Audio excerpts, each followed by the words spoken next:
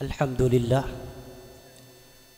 الحمد لله الأكرم الذي خلق الإنسان وكرم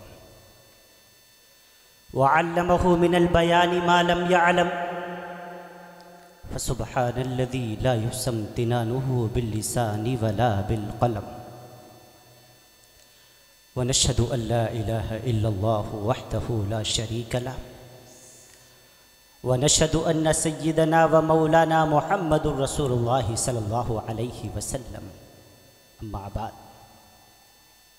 الله أكبر كبيرا لا ضد له ولا ند له ولا جور له ولا شبه له ولا حد له ولا عد له ولا حد له ولا عد له ولا كف له ولا مثال له ولا مثل له أما بعد فقد قال الله تعالى عز وجل في الكلام المجيد والفرقان الحميد فأعوذ بالله من الشيطان الرجيم بسم الله الرحمن الرحيم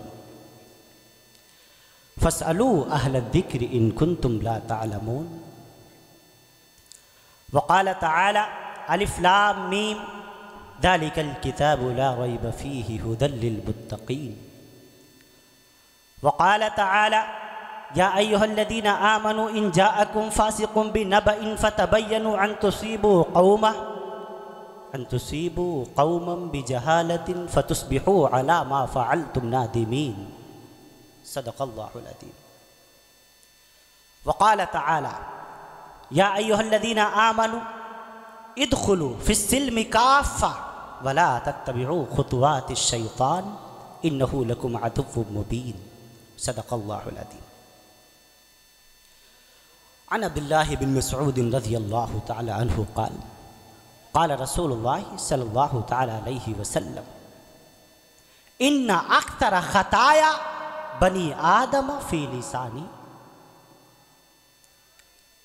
عن عائشة رضي الله تعالى عنها عن النبي صلى الله عليه وسلم قال يا عائشة إياك ومحقرات الذنوب فإن لها من الله طالبا رواه أحمد عن جابر رضي الله تعالى عنه قال قال رسول الله صلى الله عليه وسلم من كن فيه يسر الله ثم حتفه وأدخله جنته رفق بالضعيف وشفقة على الوالدين وإحسان إلى المملوك وقال رسول الله صلى الله عليه وسلم الحب في الله والبغض في الله وقال رسول الله صلى الله تعالى عليه وسلم تبرك بالقرآن إنه كلام الله عن بريدة عن أبيه أن النبي صلى الله عليه وسلم قال من قرأ القرآن يتكل به الناس جاء يوم القيامة وجهه عدم ليس عليه لحب وقال رسول الله صلى الله عليه وسلم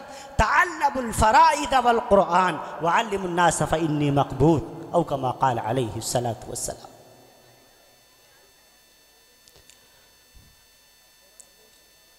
منفعت ایک ہے اس قوم کی نقصان بھی ایک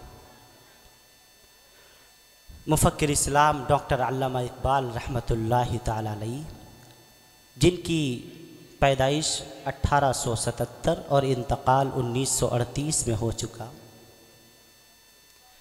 وہ اقبال کہتا ہے منفعت ایک ہے اس قوم کی یہ قوم جو ہمیں سامنے نظر آ رہی ہے یہ داڑھیوں اور ٹوپیوں والی قوم منفعت ایک ہے اس قوم کی نقصان بھی ایک ہی سب کا نبی دین بھی ایمان بھی ایک اور حرم پاک بھی اللہ بھی قرآن بھی ایک کیا بڑی بات تھی ہوتے جو مسلمان بھی ایک فرقہ بندی ہے کہیں اور کہیں ذاتیں ہیں کیا زمانے میں پنپنے کی یہی باتیں ہیں اور اقبال کہتا ہے محمد سے محبت دین حق کی شرط اول ہے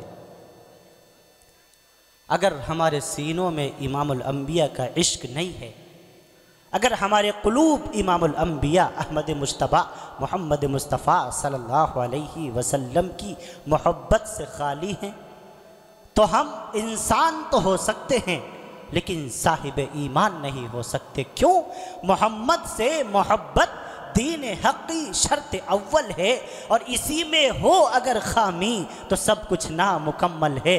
محبت کے شرر سے دل سراپا نور ہوتا ہے، محبت کے شرر سے دل سراپا نور ہوتا ہے، اور ذرا سے بیج سے پیدا ریاض طور ہوتا ہے، اور محبت سے ہی ہے پائی شفا بیمار قوموں نے، محبت سے ہی ہے پائی شفا بیمار قوموں نے، کیا ہے بخت خفتہ کو بہت بیدار قوموں نے۔ اور محبت کیا ہے؟ محبت کیا ہے؟ دل کا درد سے معمور ہو جانا۔ شیخ الاسلام مفتی تقی عثمانی دامت برکاتہم العالیہ فرماتے ہیں محبت کیا ہے؟ دل کا درد سے معمور ہو جانا، متاع جہاں کسی کو سونپ کر مجبور ہو جانا، متاع جہاں کسی کو سونپ کر مجبور ہو جانا۔ اور یہاں پر سر سے پہلے، یہاں پر میاں یہ میدان عشق ہے، یہاں پر قربانیاں چاہ رہا ہے یہ دین۔ فرمائے یہاں پر سر سے پہلے دل کا سودا شرط ہے یاروں، یہاں پر سر سے پہلے دل کا سودا شرط ہے یاروں۔ کوئی آسان ہے کیا سر مد و منصور ہو جانا، اور بسا لینا کسی کو دل میں دل ہی کا کلیجہ ہے، پہاڑوں کو تو بس آتا ہے جل کر طور ہو جانا۔ محبت کیا ہے؟ دل کا درد سے معمور ہو جانا، متاع جہاں کسی کو سونپ کر مجبور ہو جانا۔ اللہ رب العالمین احکم الحاکمین کے بے انتہا فضل و احسان سے آج اس علاقے میں پہلی مرتبہ آنے کا شرف اللہ رب العالمین نے بخشا۔ اس جلسے کے اولین داعی مشفق و مربی حضرت مولانا نفیس احمد صاحب، اللہ تعالیٰ علم عمر میں خوب خوب برکت عطا فرمائے۔ اس کے بعد قاری عبدالحمید صاحب و دیگر تمام ہمارے محبت کرنے والوں کے فون پہنچتے رہے۔ آج اچانک دوپہر سے کچھ طبیعت ناساز ہو گئی، ڈر لگ رہا تھا شاید نہ پہنچ سکوں، معذرت کر لوں، لیکن ادھر سے برابر فون پہ رابطہ بھی کرتے رہے۔ آپ حضرات کی دعاؤں کے صدقے اللہ تعالیٰ نے کچھ شفا بھی عطا فرمائی۔ بہرحال میں آپ کے درمیان حاضر ہو چکا، بہت دور کا نہیں ہوں، آپ کے قریب ہی کہوں۔ بہت سے ایسے لوگ ہیں جو مجھ سے واقف ہیں، لیکن بہتوں سے میں واقف نہیں ہوں۔ یہ شاید میری بدنصیبی ہے جو ابھی اپنے علاقے کی خدمت میں کم کر سکا۔ ہندوستان کے 32 صوبے رب ذوالجلال نے ٹہلا دیے، ہر جگہ بیانات ہو گئے، ہندوستان کا کئی مرتبہ چکر لگوا دیا، لیکن اپنے علاقے کی خدمت سے میں محروم رہا۔ اللہ کا بے انتہا احسان ہے، اس کا شکر ہے۔ تمام ہی کے تمام اراکین کمیٹی کا، نوجوانوں کا میں شمیم قلب سے شکریہ بھی ادا کرتا ہوں، ان کے لیے اللہ رب العالمین سے دعا بھی کرتا ہوں۔ اللہ تعالیٰ ہم سب کو بار بار ایسی مجلسوں میں جمنے کی، بیٹھنے کی، اور سب سے بڑی بات عمل کی توفیق نصیب فرمائے۔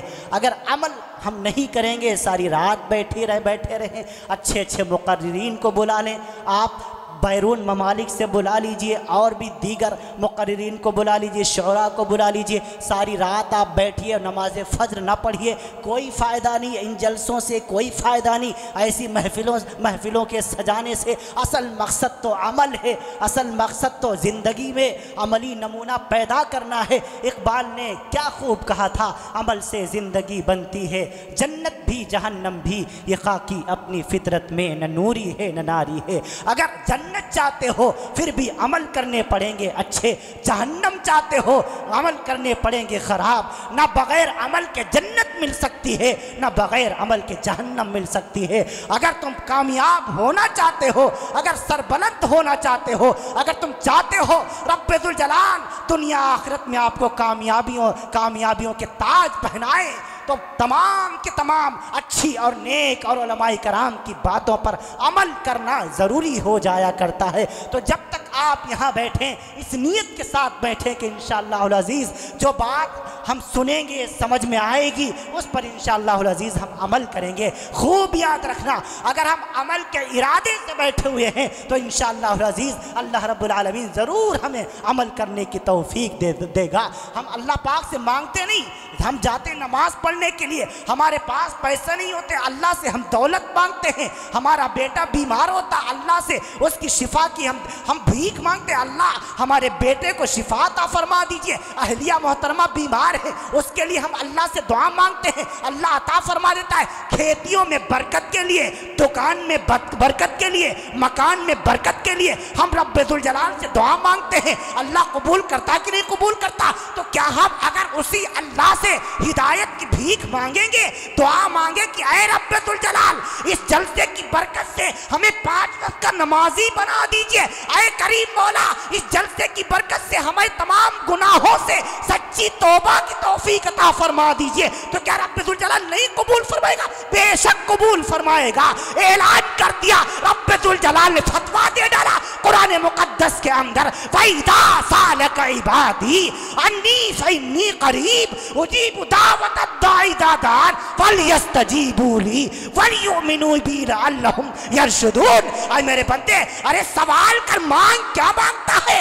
ارے مانگ کیا مانگتا؟ اللہ کیا مانگو؟ فرمایا اپنے لیے مانگ، دنیا مانگ، آخرت مانگ، جنت مانگ، جہنم سے پناہ مانگ، دولت مانگ۔ اللہ دولت بھی آپ دیں گے؟ فرمایا ہاں، وَلِلَّهِ خَزَائِنُ السَّمَاوَاتِ وَالْأَرْضِ، زمین و آسمان کے خزانے تیرے رب ذوالجلال کے پاس بٹے پڑے ہیں۔ ہاں حکومت مانگنا ہے مجھ سے مانگ، تبارک الذی بیدہ الملک۔ ہاں ہاں اللہ حکومتیں بھی دیتا ہے، دولت بھی دیتا ہے، شہرت بھی دیتا ہے، عزت بھی دیتا ہے، تمام کے تمام۔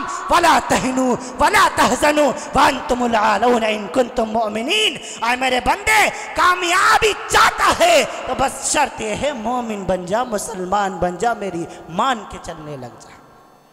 یہ فرمایا ہے رب ذوالجلال نے، کتنا آسان سا مسئلہ ہے۔ تو ہم جب تک یہاں بیٹھیں نیت یہ رکھیں کہ انشاءاللہ العزیز جو ہم سنیں گے اس پر انشاءاللہ عمل کریں گے۔ کہو انشاءاللہ، انشاءاللہ تعالیٰ یا ٹالا؟ اب تعالیٰ والے کم ہوتے ہیں، ٹالا والے زیادہ ہوتے ہیں۔ ہاں تو انشاءاللہ تعالیٰ، ٹھیک ہے، ارادہ کریں انشاءاللہ جو بات ہم علماء سے سن چکے اور جو ابھی اور سامنے آنے والی ہیں انشاءاللہ العزیز، اللہ سے ہم دعا کرتے ہیں کہ اللہ تعالیٰ ان تمام کی تمام باتوں پر ہمیں عمل کی توفیق نصیب فرما دے، تبھی ہماری زندگیوں میں انقلاب آئے گا۔ کتنا ٹھاٹھے مارتا سمندر ہے، مجھے تو اندازہ نہیں تھا، اب میں یہاں آ کے سوچ رہا ہوں اگر میں نہ آتا بڑا نقصان ہو جاتا، اتنے چہروں کے دیدار سے محروم ہو جاتا، اتنی ٹوپیاں دیکھنے سے محروم ہو جاتا۔ کتنی، جہاں تک میری نظر جا رہی ہے ادھر ہمارے بھائی کھڑے ہوئے ہیں، کچھ نوجوان مجھے نظر آ رہے ہیں، یہ دیکھو دور تک ٹوپیاں نظر آ رہی ہیں، کچھ ٹوپی والے ہیں، کچھ بے ٹوپی والے ہیں، کچھ داڑھی والے ہیں، کچھ بے داڑھی والے ہیں، کچھ پورے طور پر یوں ہی بیٹھے ہوئے ہیں۔ اللہ تعالیٰ سب کا بیٹھنا قبول فرما لے۔ سارے کے سارے اہل ایمان کا جلسہ ہے، سب نبی سے محبت کرتے ہیں، سب امام الانبیاء کے عشق میں آئے ہیں، سب رسول عربی صلی اللہ علیہ وسلم کی ذات سے محبت کرتے ہیں۔ اس میں ہمارے طلباء عزیز بھی ہیں، ہمارے چچا اور ہمارے والد کی عمر کے بھی ہیں، کچھ ہمارے ماموں کی عمر کے ہیں، کچھ ہمارے بھائی کی عمر کے ہیں، سب کا آنا مبارک ہو۔ مجھے بتایا گیا ہماری بہنیں، ہماری مائیں، ہماری چچیاں یہ بھی پردے سے سن رہی ہیں، اللہ رب العالمین ان کا بھی بیٹھنا قبول فرما لے، ان کو بھی محروم نہ چھوڑے۔ یہ ایسی مجلسیں ہیں جس میں اللہ اگر بیٹھنے کی توفیق ہی دے دے، صرف ایسی مجلسوں میں بیٹھنے کی توفیق مل جانا یہ رب ذوالجلال کی بہت بڑی نعمت ہوا کرتی ہے، یہ اللہ کی بہت بڑی نعمت ہے۔ ایسی مجلسوں کو فرشتوں کے پروں سے ڈھانپ دیا جاتا ہے۔ ایسی مجلسوں میں بیٹھنے والے تمام گناہوں سے محفوظ ہو گئے۔ آپ ایمانداری سے بتانا، بعد نماز عشاء سے لے کر اب تک آپ بیٹھے ہوئے ہیں، کوئی ان مجلسوں میں بیٹھ کر کے پورے طور پر جھوٹ بول سکا؟ نہیں۔ کسی نے جھوٹ بولا یہاں بیٹھ کے؟ نہیں۔ کسی نے چوری کی؟ نہیں۔ کسی نے کسی کو گالی دی؟ نہیں۔ کسی نے کسی کو برا بھلا کہا؟ نہیں۔ کسی نے کسی کو غیبت کی؟ نہیں۔ فرمایا جس طریقے سے ایسی مجلسوں میں بیٹھنے کی برکت سے بندہ گناہوں سے محفوظ ہو جاتا ہے، انشاءاللہ العزیز میدان محشر والے دن جہنم سے بھی محفوظ کر دیا جائے گا۔ بڑے مبارک ہیں ایسی مجلسوں میں بیٹھنے والے، آپ سب مبارکباد کے مستحق ہو۔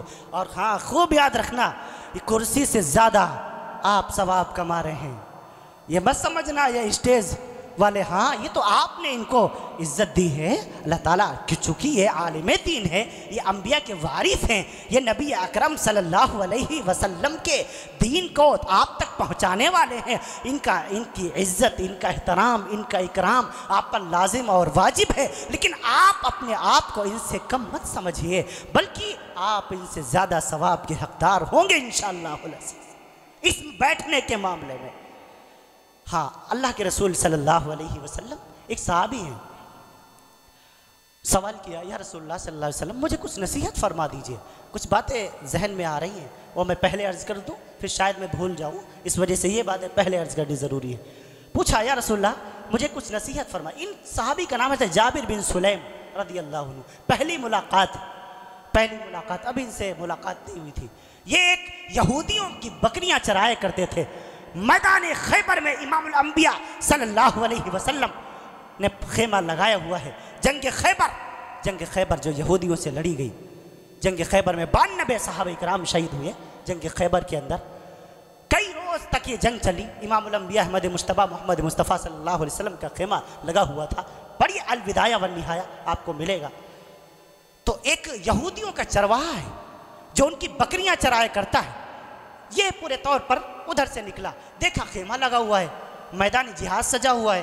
پوچھا بھائی یہ کون ہے؟ کہا یہ مسلمانوں کے نبی کا خیمہ ہے۔ کہا اچھا ان سے میری ملاقات ہو سکتی ہے؟ بہت غور سے سننا، پھر آپ کو سمجھ میں بھی آئے گا، لطف بھی آئے گا۔ اور امام الانبیاء جو آگے کچھ نصیحتیں فرما رہے ہیں، کچھ وہ زیادہ میں تمہید اس وجہ سے باندھ رہا ہوں تاکہ آگے کی بات آپ کو سمجھا سکوں۔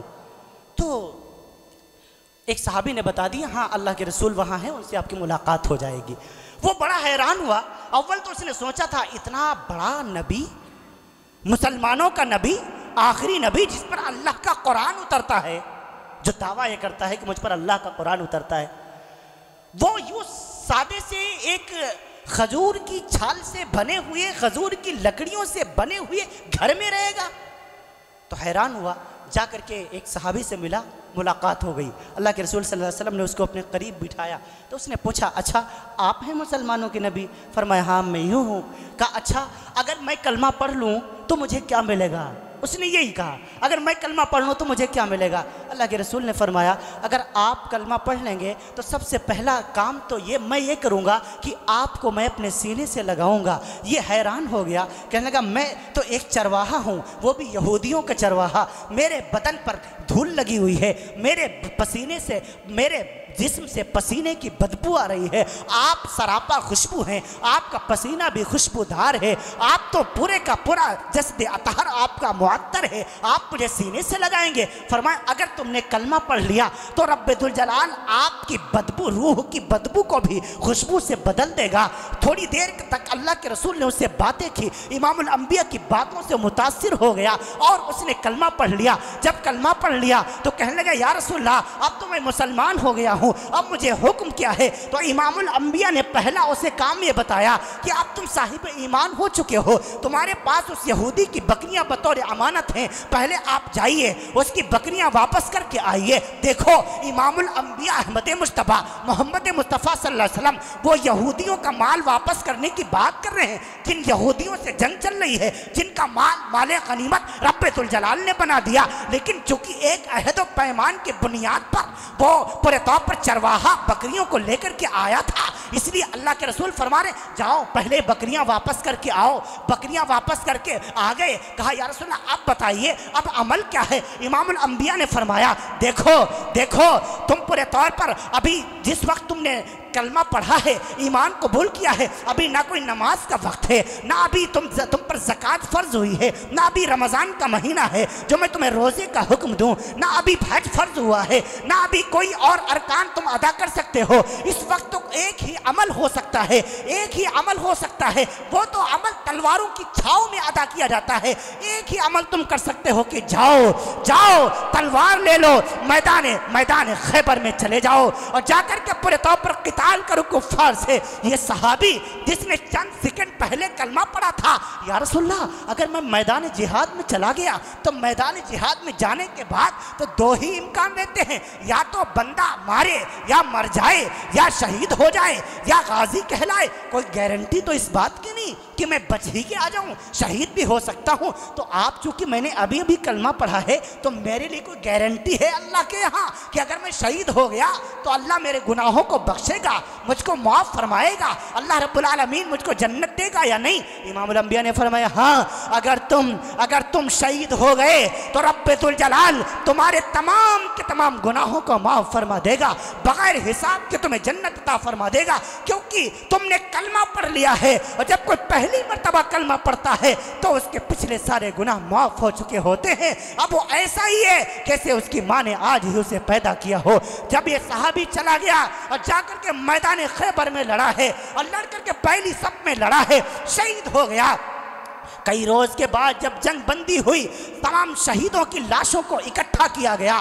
اب ایک جگہ امام الانبیاء نے دیکھا بھیڑ لگی ہے، کہا بھائی بھیڑ کیسی؟ کہا یا رسول اللہ ان شہیدوں میں ایک ایسا شخص ہے جو ہمارے مدینے کا نہیں، جو مکے کا بھی نہیں، جس کو میں پہچانتا نہیں، ہم میں سے کوئی جانتا نہیں۔ امام الانبیاء نے فرمایا لاؤ مجھے دکھاؤ تو صحیح۔ آقا مدنی صلی اللہ علیہ وسلم نے اس کے چہرے کو دیکھا، کہا تم اسے پہچانتے ہو یا نہ پہچانتے ہو؟ ہاں میں اسے اچھی طریقے سے پہچانتا ہوں، اس کا نام میں نے عبداللہ رکھا تھا۔ ہاں عجیب اللہ کا بندہ تھا، چند گھنٹے پہلے اس نے کلمہ پڑھا تھا، کلمہ پڑھ کر کے ایسا اس پر اللہ کا عشق سوار ہوا، میدان جہاد میں آ کر کے شہید ہو گیا، اور مجھ محمد الرسول اللہ کی آنکھ دیکھ رہی ہے۔ اے لوگوں گواہ رہنا، کوئی نماز نہیں پڑھی عبداللہ نے، کوئی روزہ نہیں رکھا عبداللہ نے، کوئی زکوٰۃ نہیں دی عبداللہ نے، کوئی صدقہ نہیں کیا عبداللہ نے، کوئی ایک وقت کا ایک مرتبہ حج نہیں کیا عبداللہ نے، صرف کلمہ پڑھ کر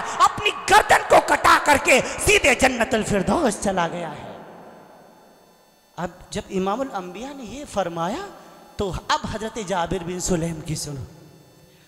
اب یہ اصل واقعہ، یہ امام ابو داؤد نے پہلے یہ واقعہ نقل فرمایا، پھر اس کے بعد پوری حدیث ہے، طویل حدیث ہے۔ کہنے لگے یا رسول اللہ مجھے کچھ نصیحت فرما دیجئے۔ تو اللہ کے رسول صلی اللہ علیہ وسلم نے سب سے پہلی نصیحت یہ فرمائی کہ دیکھو لا تسبن احدا، کسی بھی کی ذات کو تم کبھی برا نہ کہنا، کسی کی ذات کو کبھی برا نہ کہنا۔ اب ہماری یہ عادت بہت بگڑ گئی ہے، ہم ذاتیات پر حملے بہت کرتے ہیں، فلاں ایسا فلاں ایسا فلاں ایسا، اپنی تو فکر نہیں کرتے لیکن دوسروں پر انگلی اٹھانا بہت آسان ہے۔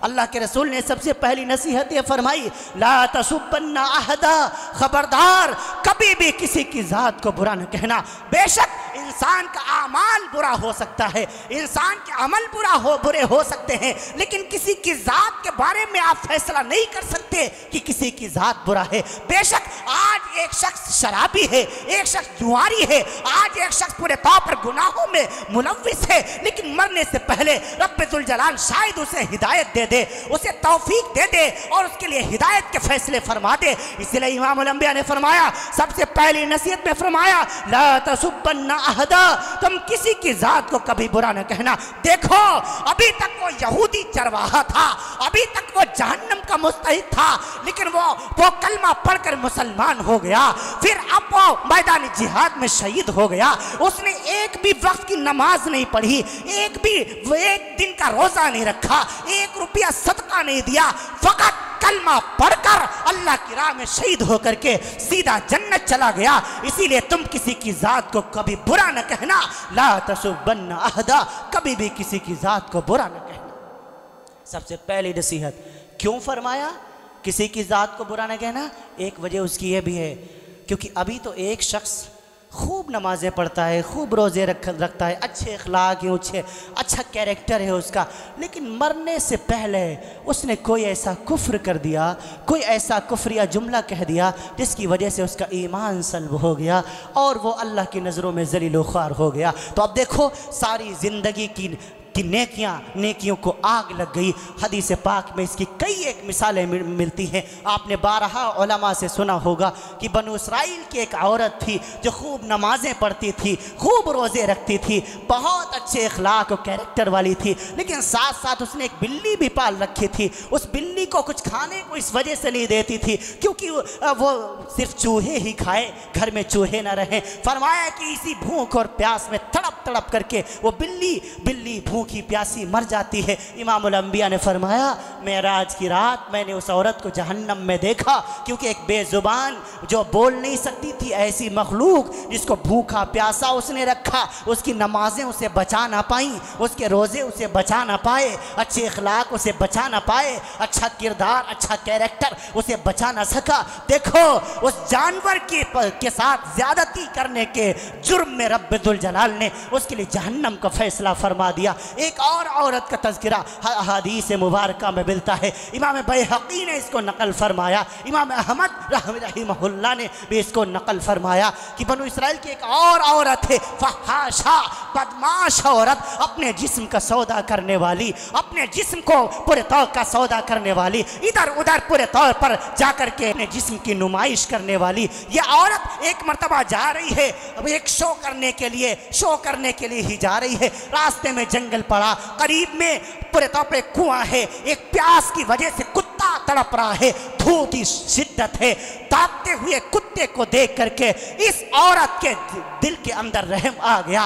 डोल कोई नहीं है, रस्सी कोई नहीं है, पास में कुआं तो मौजूद है लेकिन डोल नहीं, रस्सी नहीं। इसने अपनी ओढ़नी दुपट्टा उतारा और अपना मोजा अपनी जुराब निकाली, उसको उसमें पूरे तौर पर दुपट्टे को उसने रस्सी बनाया और मोजे को डोल बनाया, कुएं में लटका दिया। पानी जो जज्ब हो गया, तड़पते हुए कुत्ते के हलक में निचोड़ दिया, उसके जान में जान आ गई। वो कुत्ता कदमों में लौटने लग गया, न जाने रब्बे दुल जलाल से क्या कह दिया। उधर अल्लाह रब्बुल आलमीन की रहमत जोश में आ गई, फैसला हो गया, आए औरत आए, बेशक तू गुनहगार है, बेशक जिंदगी में तूने कोई नेकियां नहीं की, बेशक तेरे खाते में एक भी अच्छा काम नहीं है, हकीर मखलूक पर रहम किया है, एक बेजुबान मखलूक पर रहम किया है। जा मुझ रब्बे दुल जलाल की जात ने तुझ पर रहम कर दिया, सारी जिंदगी के गुनाहों को आग लगा दी, तेरे सारी जिंदगी के गुनाहों को माफ फरमा दिया। मेरे नबी ने फरमाया मेराज की रात मैंने उस औरत को जन्नत में देखा है। हाँ देखो, सारी जिंदगी तो गुनाह करती रही, लेकिन ऐसा एक अमल जिसकी वजह से रब्बे दुल जलाल राजी हो गया, उसके लिए जन्नत का फैसला कर दिया गया। हाँ, इसीलिए मेरे नबी ने फरमाया ऐ लोगो ला तसुब्बन्ना अहदा, किसी की जात को बुरा न कहना। आज बेशक एक इंसान गुनहगार है, बेशक एक इंसान शराबी है, बेशक आज एक इंसान बेनमाजी है, लेकिन पता नहीं रब्बे दुल जलाल उसके किस अमल से राजी हो जाए कि उसके लिए जन्नत का फैसला फरमा दे, उसका नाम अमाल नेकियों से भर दे। लिहाजा तुम्हें कोई हक नहीं पहुंचता कि किसी की जात को बुरा कहो। हाँ, हकीमुल उम्मत मुजद्दिद मिल्लत रहमतुल्लाह अलैह इसी हदीस की तशरीह करते हुए फरमाते हैं, देखो मेरे नबी ने फरमाया किसी की भी जात को बुरा न कहना मतलब क्या है? गुनाहों से नफरत करना, गुनहगार से नफरत न करना। जैसे डॉक्टर हजरात मरीज से नफरत नहीं करते, मर्ज से नफरत करते हैं। अगर डॉक्टर हजरात मरीज से नफरत करने लग जाएं तो एक भी इंसान जिंदा नहीं बचेगा, क्योंकि हर कोई बीमार होता है, सिर्फ शैतान बीमार नहीं होता। इंसान अगर है तो बीमारी लाजमी है। ये तो फिरौन था कमबख्त, 400 साल तक इमाम राजी ने लिखा तफसीर कबीर में, इमाम आलूसी ने लिखा रूहुल मानी में, अल्लामा ज़रकशी ने लिखा बहरुल राइक में लिखा, 400 साल तक फिरौन के सर में कभी दर्द नहीं हुआ तो शैतानियत की नस्ल से था, खुदाई का दावा करता था। हाँ, जब प्रताप पर मूसा अलैहिस्सलातु वस्सलाम के तमाम खानदान को परेशान करता था, मजलूम बनु इसराइलियों का कत्लेआम करता था। आज दुनिया के जितने दज्जाल हैं, दुनिया के जितने पूरे तौर पर जो इंसानियत का कत्लेआम करते हैं, सारे के सारे फिरौन की नस्ल से हैं, सारे के सारे फिरौनियत का काम करते हैं। उस फिरौन ने पूरे तौर पर बनु इसराइल के 70,000 से जायद बच्चों को गाजर मूली की तरह काट برباد کر کے رکھ دیا تھا، آج بھی دنیا میں فرعون موجود ہے۔ میرے نبی پاک کی زبانی فرما دیا گیا، میرے نبی نے کہہ دیا، نبی کی بات اللہ کی بات ہوتی ہے، نبی نے جو کہہ دیا رب ذوالجلال کا فیصلہ ہوتا ہے۔ ما ینطق عن الہوی ان ہوا الا وحی یوحی، نبی اپنی بات سے کچھ نہیں کہتا، اپنے پاس سے کچھ نہیں کہتا، ان ہوا الا وحی یوحی، جو کچھ بھی کہتا ہے وہ وحی الہی ہوتی ہے، رب ذوالجلال کے کہنے سے کہتا ہے۔ میرے نبی نے فرما دیا ہر امت میں فرعون ہوئے ہیں، میرے امت میں بھی فرعون ہوں گے، آج بھی فرعون موجود ہیں جو انسانیت کا قتل عام کرتے ہیں، جو مسلمانوں ہی کا نہیں انسانیت کا قتل عام کرتے ہیں۔ چیچینیا میں دیکھیے، فلسطین میں دیکھیے، لبنان میں دیکھیے، ترکستان میں دیکھیے، آذربائیجان میں دیکھیے، کشمیر میں دیکھیے، برما میں دیکھیے، مسلمانوں کا خون بہایا جا رہا ہے، مظلوموں کے خون سے اللہ کی زمین کو پورے طور پر رنگین کیا جا رہا ہے۔ ہاں نام مسلمانوں کو دیا جائے، مسلمان دہشت گرد ہیں، مسلمان نفرت کی بات کرتے نہیں، رب ذوالجلال نے تو فتویٰ دے ڈالا، نہیں خبردار، لا تفسدوا فی الارض بعد اصلاحها وادعوه خوفا وطمعا ان رحمت اللہ قریب من المحسنین، خبردار دھرتی اللہ کی ہے، لا تفسدوا فی الارض، اللہ کی دھرتی پر فساد نہ کرنا، اللہ کی دھرتی پر فساد نہ کرنا۔ ارے یہ ہمارا قرآن ہے، آؤ مسلمانوں کو آتنکوادی کہنے والوں، اسلام کو دہشت گرد سے جوڑنے والوں، سنو اسلام کا فتویٰ، قرآن کا فتویٰ، صاحب ایمان کا فتویٰ، ہاں تمہارے فتوے تمہیں مبارک ہو، ہمارے اسلام کا تو فتویٰ ہے جس نے کسی ایک انسان کا، مسلمان کا نہیں، ہندو کا نہیں، غیر مسلم کا نہیں، کسی کا لفظ موجود نہیں ہے، فرمایا اگر کسی شخص نے ایک انسان کا قتل کر دیا وقتل الناس جميعا، گویا اس نے ساری انسانیت کا قتل کر دیا۔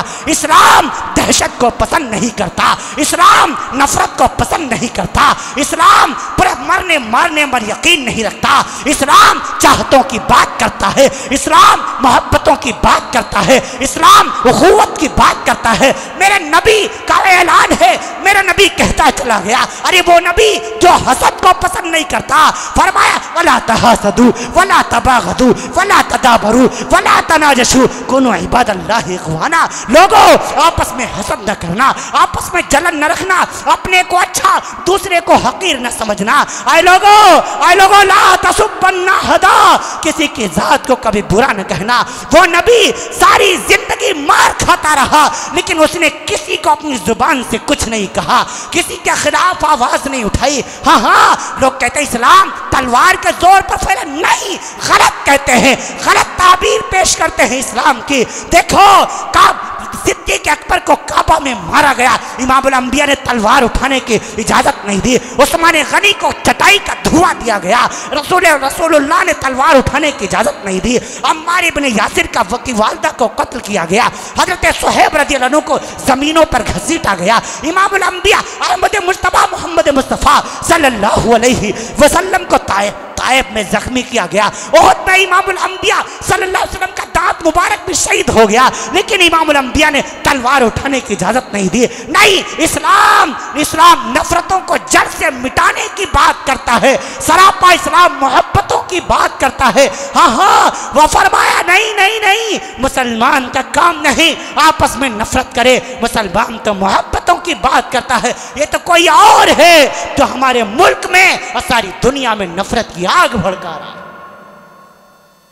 بہت سے ایسے لوگ ہیں کہہ دیا کرتے ہیں، ابھی بھی ابھی میرے پاس 2 روز قبل مغربی بنگال سے فون آیا، دارجلنگ ایک علاقہ پڑتا ہے، کہ لگے مولانا یہاں پہ بہت تماشا ہو رہا ہے، مسلمانوں کو کہ مدارس کو، اب صوبہ آسام میں دیکھو کیا ہو رہا ہے، مدرسوں کو اسکولوں میں کنورٹ کر دے، کیوں چھیڑتے ہو بھائی ہمیں؟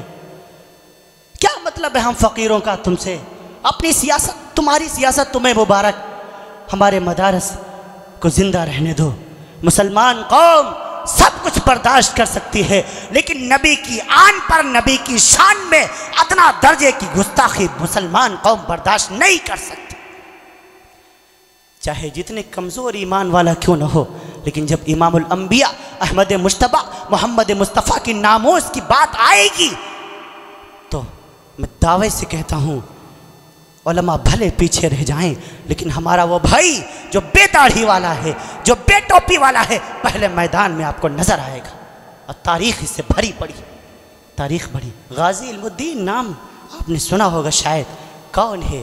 یہ وہی درویش ہے جس کی شہادت پر عطا اللہ شاہ بخاری کی آنکھیں بھی اشکبار ہوئی تھیں، جس کو پھانسی کے پھندے پر لٹکتا ہوا دیکھ کر کے شیخ الاسلام حسین احمد مدنی رویا تھا، جس کی لاش کو دیکھ کر کے مفتی اعظم ہندوستان مفتی کفایت اللہ شاہ جہاں پوری ہچکیاں لے کر کے رویا تھا، ہاں جس کا مقدمہ لڑنے کے لیے اس وقت ہندوستان کا سب سے بڑا وکیل، جس کو بیرسٹر ہونے کا شرف حاصل تھا، مسٹر محمد علی جناح، جو پہلے شیعہ تھے آغا خانی، لیکن انتقال سے قبل انہوں نے کلمہ پڑھا۔ تاریخ پاکستان میں اس کا ثبوت موجود ہے، تبھی تو شیخ الاسلام مفتی شبیر احمد عثمانی رحمۃ اللہ تعالی علیہ نے جنازے کی نماز پڑھائی تھی، باقاعدہ اعلان کیا تھا میں گواہ ہوں محمد علی جناح کے قبول اسلام کا، انہوں نے میرے ہاتھ پر کلمہ پڑھا ہے۔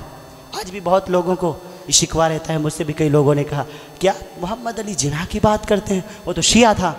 میں نے کہا آغا خانی شیعہ تھے، میں نے کہا وہ آغا خانی جب تھے تب تھے، مرنے سے پہلے ان کی مسلمانی ہو گئی تھی الحمدللہ۔ ہاں، اور اس کا ثبوت بہرحال ملتا ہے۔ میں کون ہوتا ہوں کسی کو کافر بنانے کے لیے؟ ہم تو صاحب ایمان بننا بھی ہمارے مسلمان بنانے کے لیے آئے ہیں، نہ کہ کافر بنانے کے لیے آئے ہیں۔ لا تسبن احدا، پہلی نصیحت کتنی جامع نصیحت۔ میں عرض کر رہا تھا غازی علم الدین راجپال اس کمبخت نے اما عائشہ کو گالیاں دی، رسول معظم صلی اللہ علیہ وسلم کو گالیاں دی، ایک کتاب لکھی جس کا نام رنگیلا رسول۔ انگریزیت کا دور تھا، انگریزوں کا دور تھا۔ نوجوان آج ہمارے تاریخ سے ناواقف ہیں، جتنے نوجوان سارے موبائل والے موجود ہیں، سارے نیٹ والے، سارے ٹیوٹر والے، کمپیوٹر والے موجود ہیں، لیکن تاریخ سے ناواقف ہیں۔ کیا مارک زکربرگ نے 2004 میں فیس بک اسی لیے بنایا تھا؟ زین کوم نے واٹس اپ 2010 میں اسی لیے لانچ کیا تھا کہ تم اس بکواسات کو آگے شیئر کرتے چلے جاؤ، آگے غلط پوسٹیں کرو، غلط کمنٹ کرو، اس سے ناجائز فائدہ اٹھاؤ۔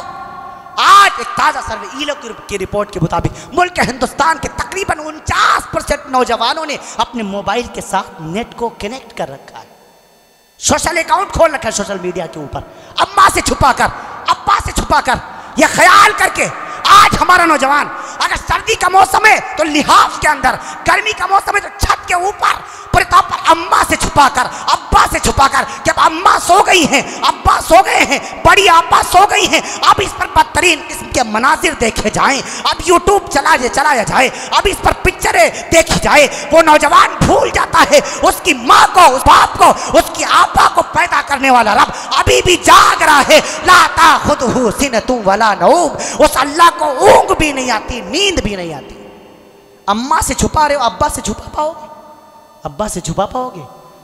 ہاں نوجوانوں، غازی علم الدین بننے کی کوشش کرو، اپنی زندگیوں میں تبدیلی لاؤ۔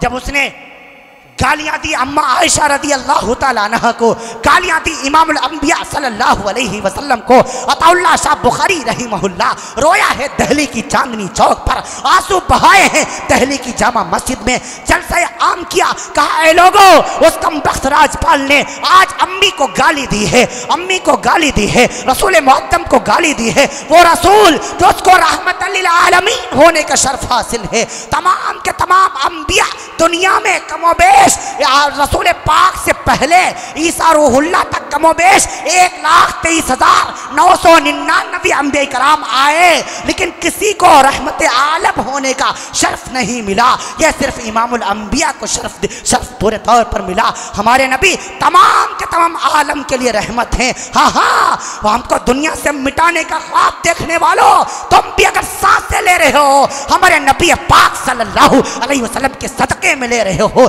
تم اگر پانی پی رہے ہو رسول معظم کے صدقے میں پی رہے ہو، ہاں اگر تمہاری زمینوں سے غلہ اگ رہا ہے یہ نبی کا صدقہ ہے، ہاں تمہارے یہاں بچوں کی پیدائش ہو رہی ہے نبی کا صدقہ ہے۔ اگر نبی پاک کو رحمت نہ بنایا ہوتا تو آج تمہارا نام و نشان مٹ جاتا۔ رب تو خوب کان کان کھول کر کے سنو، میں نے جب NRC کا دور چل رہا تھا، میں نے اس دوست تک علیہ اعلان یہ بات بارہ بنکی میں کہی تھی، جس کی وجہ سے مجھے پولیس کا سامنا بھی کرنا پڑا، مجھے گرفتار بھی ہونا پڑا۔ میں نے علیہ اعلان وہاں بھی کہا تھا، دنیا سے ہم کو مٹانے کا خواب دیکھنے والوں، جس دن ہم مٹ گئے رب الجلال کی قسم تم بھی دھرتی پر نہیں رہ پاؤ گے، کیونکہ میرے نبی نے کہا ہے یہ دھرتی اسی وقت تک زندہ ہے، موجود ہے جب تک اہل ایمان ہے۔ جس دن اہل ایمان مٹ جائے گا، اذا السماء انشقت، اللہ آسمان پھاڑ ڈالے گا، فاذا النجوم انقطرت، ستارے بے نور ہو کر کے دھرتی پر گر پڑیں گے، فاذا الجبال سیرت، 29,038 فٹ اونچا ہمالیہ پہاڑ دھنی ہوئی روئی کی طرح ہوا میں اڑ جائے گا۔ ہاں ہاں، جس دن اہل ایمان مٹ جائے گا، کوئی مائی کا لال یہودی دنیا میں زندہ باقی نہیں بچ پائے گا۔ تمام کے تمام قوموں کی زندگی کے لیے اہل ایمان کی دنیا میں زندہ باقی نہیں بچ پائے گا۔ تمام کے تمام قوموں کی زندگی کے لیے اہل ایمان کی ضرورت پڑا کرتی ہے۔ یہ تو ہماری بے وقوفی ہے کہ ہم نے اپنی قیمت گھٹا لی، ورنہ ہم تو اتنے قیمتی ہیں کہ ہماری وجہ سے چاند چاندنی دے رہا ہے، سورج میں تپش ہے، ہاں آسمان سے بارشیں برس رہی ہیں، زمین سے گلے اگ رہے ہیں۔ جس دن ہم نہ ہوں گے اس دھرتی سے، اس دن کوئی قوم دنیا میں باقی نہیں رہے گی۔ خوب یاد رکھنا، یہ میری بات نہیں ہے، یہ رسول عربی کی بات ہے۔ میں عرض کر رہا تھا آپ سے، گالیاں دیں، عطا اللہ شاہ بخاری رحمہ اللہ خوب روئے، کہا کون ہے جو اس کم بخت کو جہنم تک پہنچائے؟ لاکھوں کا مجمع تھا، عطا اللہ شاہ بخاری رحمۃ اللہ تعالی علیہ، کتنی گرزدار آواز ہوگی عطا اللہ کی، اللہ اکبر۔ ابھی ہمارے احباب مجھے موبائل پر فوٹو ابھی دکھا رہے تھے مہمان خانے میں عطا اللہ شاہ بخاری رحمہ اللہ کا، دیکھ کر کیا ببر شیر نظر آتا۔ اور ہاں میں ایک چیز اور عرض کر دوں، میں نے شہید آدم پڑھیے ابوالکلام آزاد کی، فرمایا جس دن یہ واقعہ پیش آیا اس دن سے عطا اللہ نے پگڑی نہیں پہنی، ٹوپی نہیں پہنی، اپنے قدموں میں اپنی ٹوپی ڈال دی، پگڑی ڈال دی، کہا ارے امام الانبیاء کی پگڑی کو اچھالا گیا ہے، عطا اللہ کو حق نہیں ہے پگڑی پہننے کا۔ اللہ اکبر۔ میرے نانا جان سید تھے عطا اللہ شاہ بخاری رحمہ اللہ، حضرت حسن رضی اللہ عنہ کے خاندان سے تعلق رکھتے ہیں، 46ویں پشت میں 46ویں دادا ہیں حضرت حسن رضی اللہ عنہ، حضرت عطا اللہ شاہ بخاری رحمہ اللہ کے۔ میں نے جب ان کا شجرہ نسب پڑھا تب مجھے ملا، میں عرض کر دوں خوب رویا، گیا نہیں، حج کے موقع پر ہر سال حج جاتے تھے عطا اللہ شاہ بخاری رحمۃ اللہ نے پوچھا مولانا تھانے سے بھی رحمہ اللہ، عطا اللہ مولانا اس بار حج نہیں جا رہا ہوں، کہا کس منہ سے حج کو جاؤں؟ اگر نانا نے پوچھ لیا، میری اولاد موجود ہوتے ہوئے تیرے نانا کو نانی کو گالی دی گئی تو تیرے زندہ رہنے سے کیا فائدہ ہے؟ میں کیا جواب دوں گا؟ نہیں گیا تھا انہیں، ہزاروں کے مجمع میں کہا کون ہے اس کو جہنم تک پہنچانے والا؟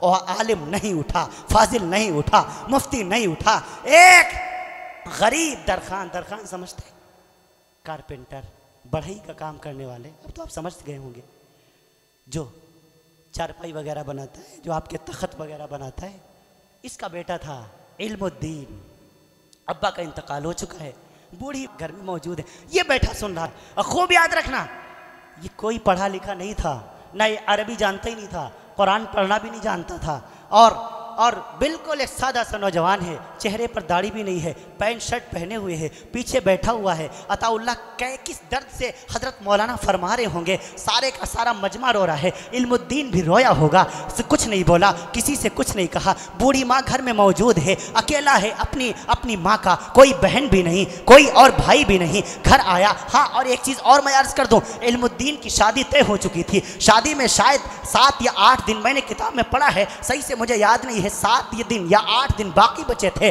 غازی علم الدین اپنے گھر میں چلا گیا اور گھر میں جا کر کے مایوس سا رہنے لگ گیا۔ اماں نے پوچھا بیٹے تجھے تو خوش ہونا چاہیے، تیری شادی ہونے والی ہے، 8 دن کے بعد تیرا گھر سج جائے گا، تیرے گھر نئی نویلی دلہن آئے گی، تیرا گھر تیرا دامن خوشیوں سے بھر جائے گا۔ غازی علم الدین کے چہرے پر خوشی نہ آئی، ہاں اپنی ماں سے چھپ کر کے اس نے ایک لوہے کا اوزار خرید کر کے اسے پر دھار لگانے لگ گیا۔ ایک دن بوڑھی ماں کی نظر नजर पड़ गई, बेटा ये तलवार क्यों बना रहा है, ये तलवार क्यों बना रहा है, ये हथियार क्यों बना रहा है, धारदार हथियार से क्या काम करेगा।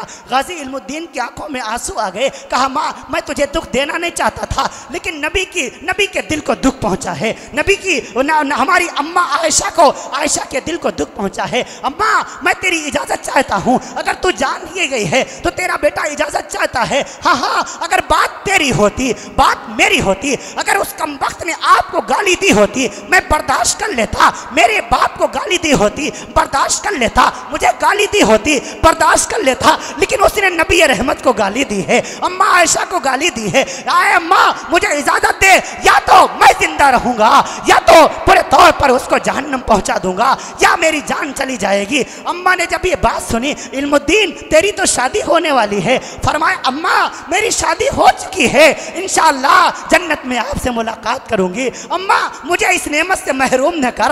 अम्मा ने जब ये सुना तो अम्मा ने पेशानी चूम ली, मेरी माएँ होती कदमों में गिर जाती, कसम देती बेटा तुझे कसम है अगर तू चला गया। इल्मुद्दीन की माँ कहने लगी गाजी इल्मुद्दीन मुझे पता है मैंने तेरे बाप के साथ कोई खयानत नहीं की है, मैंने तुझे हलाल का दूध पिलाया है, बेटे जा मैं तुझे अल्लाह की राह में दे चुकी, जा करके वापस आने की कोशिश ना करना, ये ना सोचना माँ बूढ़ी है, माँ की खिदमत करने वाला कोई नहीं, जा हाँ हुवल्लज़ी युतइमनी व यस्कीन, हाँ वही रब पैदा करने वाला है, वही खिलाएगा भी वही पिलाएगा भी। जब माँ ने इतना कहा चला गया है गाजी इल्मुद्दीन, वो पूरे तौर पर अदालत में बैठा हुआ था राज्यपाल, जाकर के पीछे से छुरा मारा, खंजर मारा है और सीने में उतार दिया।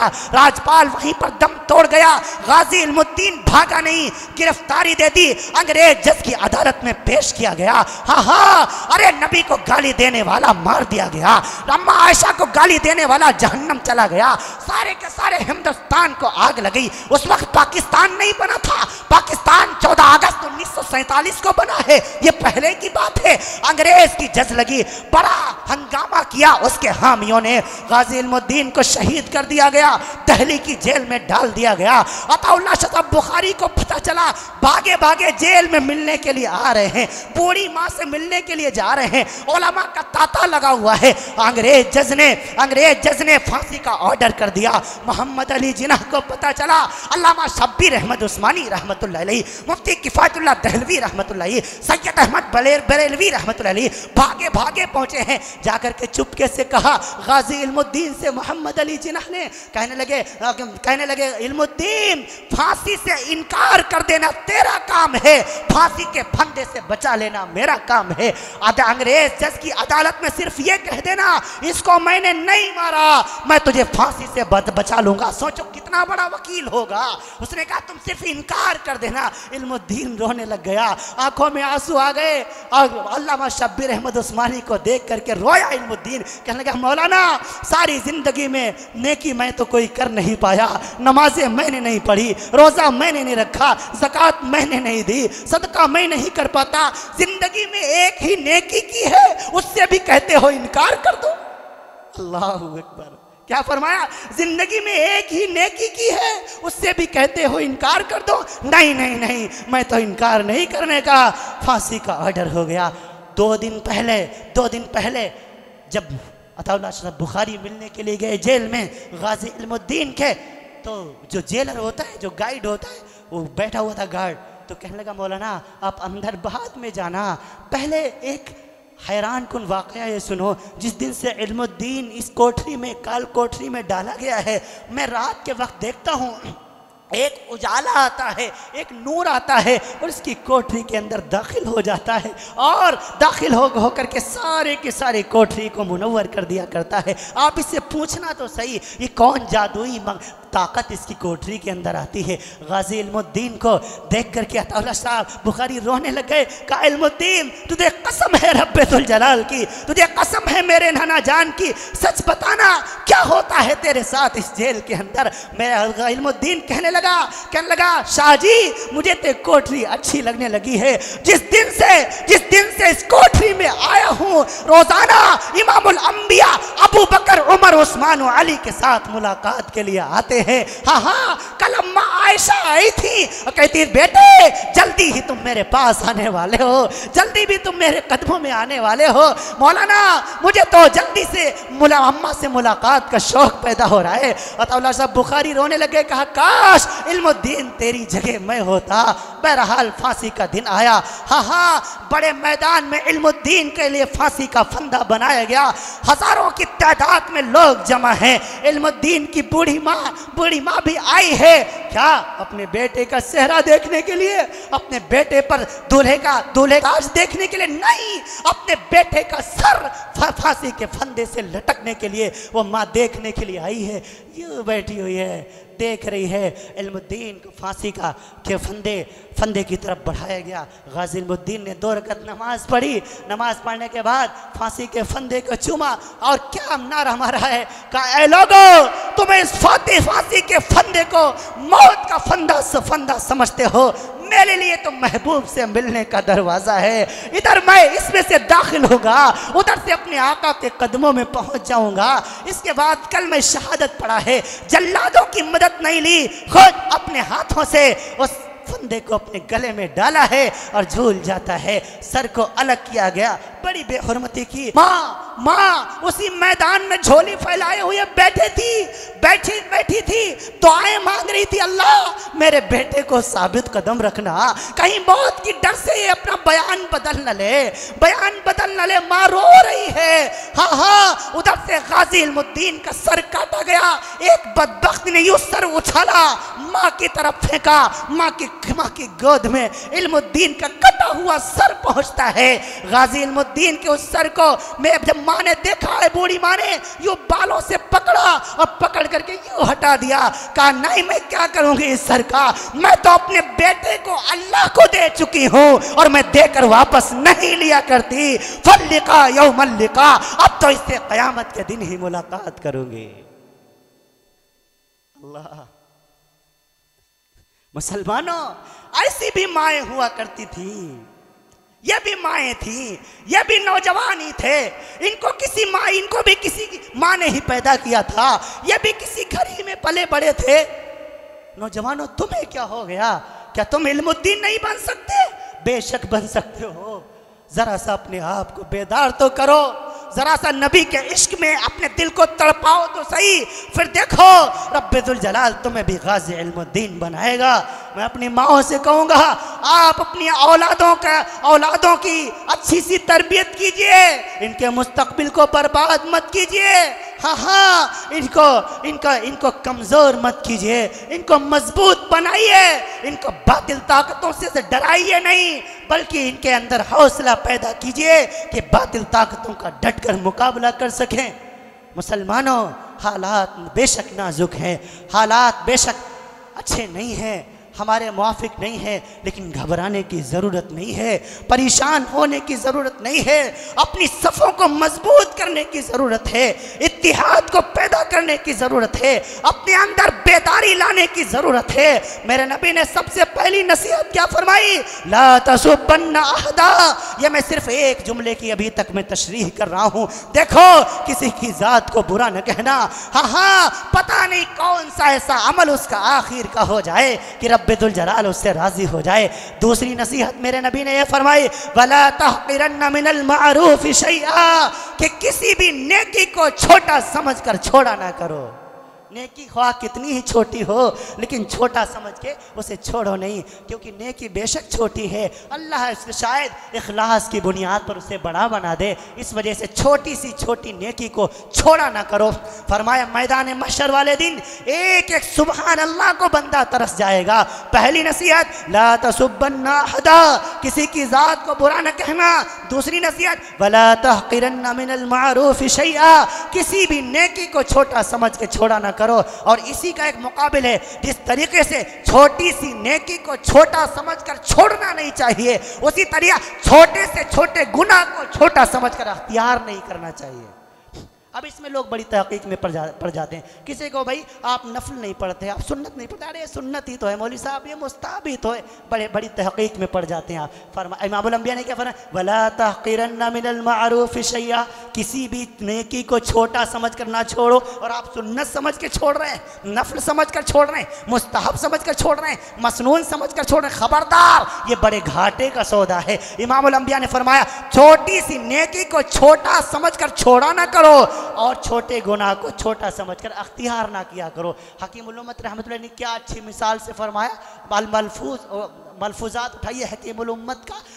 آپ 44ویں جلد پڑھیں گے, صفحہ 84 اٹھائیں گے. حضرت فرمانے لگے ایک چھوٹا انگارہ ہے, ایک بڑا انگارہ ہے. اب اگر کوئی یہ کہے کہ بھائی بڑا انگارہ نہیں, چھوٹا انگارہ اٹھا کے جیب میں رکھ لو, تو کیا وہ آپ کے کپڑے کو نہیں جلائے گا؟ کیا چھوٹا انگارہ آپ کے نوٹ کے بنڈل کو جلا کر راکھ نہیں کر دے گا؟ کیا چھوٹے سے انگارے کو اٹھا کر آپ سیف الماری میں رکھ سکتے ہیں؟ نہیں رکھ سکتے. فرمایا جس طریقے سے چھوٹا سا انگارہ تمہارے کپڑوں کو جلا کر راکھ کر دیا کرتا ہے, اسی طریقے سے چھوٹا سا گناہ تمہاری نیکیوں کو بھی جلا کر برباد کر دیا کرتا ہے. اسی لیے وَلَا تَحْقِرَنَّ مِنَ الْمَعْرُوفِ شَيْئًا, کسی بھی نیکی کو چھوٹا سمجھ کر چھوڑا نہ کرو, اور کسی بھی گناہ کو چھوٹا سمجھ کر اختیار نہ کیا کرو. تیسری نصیحت میرے نبی نے کیا فرمایا, وَأَن تُكَلِّمَ أَخَاكَ وَأَنْتَ مُنبَسِطٌ إِلَيْهِ وَجْهَكَ إِنَّ ذَلِكَ مِنَ الْمَعْرُوفِ, کہ جب بھی تم کسی بھائی سے ملاقات کیا کرو, جب بھی کسی اپنے مسلمان بھائی سے ملاقات کیا کرو, وَإِن تُكَلِّمَ أَخَاكَ, اور بات کیا کرو تو أَخَاكَ وَأَنْتَ مُنبَسِطٌ إِلَيْهِ وَجْهَكَ, تو ذرا اپنی پیشانی کو ذرا کشادہ کر لیا کرو, مسکرا دیا کرو, ذرا مسکرا کے ملا کرو. بھلے ہی تمہارے اندر ہزاروں غم ہو, بھلے تمہارا دل بہت دکھی ہو, لیکن اپنے بھائی کے چہرے کو دیکھ کر کے اپنے دکھوں کو, اپنے دل کے دکھوں کو مسکراہٹ میں پورے طور پر بدل دیا کرو. فرمایا وَأَنْتَ مُنبَسِطٌ إِلَيْهِ وَجْهَكَ, ادھر تم ذرا سا مسکرائے نہیں اپنے بھائی کو دیکھ کر. میرے نبی نے فرمایا إِنَّ ذَلِكَ مِنَ الْمَعْرُوفِ, کہ رب ذوالجلال تمہارے نامہ اعمال میں نیکیاں لکھ دے گا. اب آپ بتائیں, اس کو تو ہم نیکی سمجھتے ہی نہیں, کسی سے ہنس کے ملنا. اب بعض لوگ, امام الانبیاء نے ایک مقام پر فرمایا, بعض لوگ پیسہ خرچ کرنے میں بخیل ہوتے ہیں, اور بعض لوگ تبسم میں, مسکراہٹ میں, ملنے جلنے میں آپس میں بڑے کنجوس ہوا کرتے ہیں. جب بھی ملیں گے یوں منہ گھما کے ملیں گے, یا پیشانی چڑھا کے ملیں گے. یہ آقا مدنی کو پسند نہیں ہے. حضرت ابو ذر غفاری فرماتے ہیں, میری ہزاروں مرتبہ امام الانبیاء سے ملاقات ہوئی, لیکن کبھی بھی ایسا نہیں ہوا کہ میں نے آپ صلی اللہ علیہ وسلم کے چہرے پر نظر دوڑائی ہو اور اللہ کے رسول صلی اللہ علیہ وسلم نے تبسم نہ فرمایا ہو, میرے نبی مسکرائے نہ ہو. فرمایا ان تکلم اخاک وانت منبسط الیہ وجہک ان ذلک من المعروف. یہ میرے نبی صلی اللہ علیہ وسلم کی بہت بڑی نیکی ہے کہ جب بھی کسی اپنے بھائی سے ملاقات کرو تو ذرا سا مسکرا دیا کرو. یہ بھی ایک ان ذلک من المعروف, یہ بھی ایک نیکی ہے, یہ بھی امام الانبیاء کی ایک سنت ہے. یہ ایسی سنتیں ہیں جن پر آج عمل نہیں ہوتا, اور امام الانبیاء نے فرمایا من تمسک سنتی عند فساد امتی فلہ اجر میت شہید, کہ جب میری سنتوں کا گلا گھوٹا جائے ایسے وقت میں اگر کوئی اللہ کا دیوانہ میرا چہیتا کسی ایک سنت پر عمل کرے گا تو اللہ رب العالمین فلہ اجر میت شہید, اللہ اس کو 100 شہیدوں کا ثواب عطا فرمائے گا. آپ اندازہ لگائیں یہ امام الانبیاء کی سنتوں پر عمل کرنے کا کتنا اجر ملے گا. میرے نبی فرمان احب سنتی فقد احبنی ومن احبنی کان معی فی الجنہ, جو دنیا میں میری سنتوں سے محبت کرے گا گویا وہ مجھ سے محبت کرے گا, اور جو مجھ سے محبت کرے گا وہ جنت میں میرے ساتھ ہوگا. امام الانبیاء کی سنتوں سے محبت کیجئے, نبی احمد مصطفیٰ محمد مصطفیٰ صلی اللہ علیہ وسلم کے طریقے سے پیار کیجئے. میں اپنی بہنوں سے بھی کہوں گا, اپنی ماؤں سے بھی کہوں گا کہ آپ بھی امام الانبیاء کی سنتوں پر عمل کریے. آپ بھی رسول پاک احمد مصطفیٰ محمد مصطفیٰ صلی اللہ علیہ وسلم کی غلامی میں آئیے. آپ پردے کا اہتمام کیجئے، نمازوں کا اہتمام کیجئے، اپنے بچوں کی صحیح تربیت کیجئے، اپنے بچوں کے مستقبل کو برباد مت کیجئے۔ یہاں ماشاءاللہ بہت اچھا ماحول ہے، سارے خوش دلی کے ساتھ بیٹھے ہوئے ہیں، محبت کے ساتھ سن رہے ہیں، توجہ کے ساتھ سن رہے ہیں۔ مولانا کچھ تو ایسی جگہیں مجھے ملتی ہیں جہاں اتنا میں ڈسٹرب ہوتا ہوں کہ سامنے بچے بٹھا دیے، سائیڈ میں بچے بٹھا دیے، کوئی کبڈی کھیل رہا ہے، کوئی لڑائی کر رہا ہے، کوئی کچھ کر رہا ہے۔ تو ماشاءاللہ بڑے سمجھدار لوگ ہیں دھرہا والے، اللہ تعالیٰ اور زیادہ ان کی سمجھدانی مضبوط فرما دے، اللہ تعالیٰ ان کو اور زیادہ ترقیات سے نواز دے۔